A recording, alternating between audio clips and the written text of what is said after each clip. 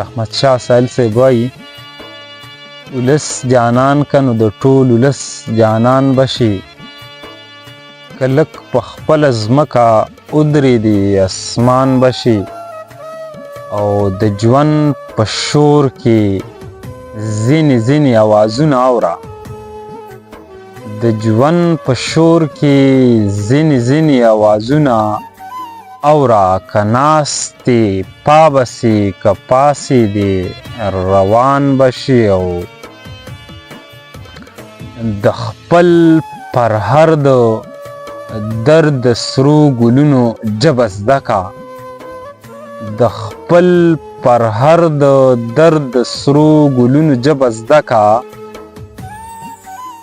پخپله ګل بشي د ګل د خاندان بشي او د پردي سوري نه په خپلو سرو غرمو کې ښي د پردي سوري نه په خپلو سرو غرمو کې ښي دلته به ډېر ګرانې که هلته شوې ارزان بشي یا بنجارې شه یا ملنګ د پښتنو د کوڅو یا بنجارې شه یا ملنګ د پښتنو د کوڅو سایله دا اعزاز حاصل کړه شاهجهان بشي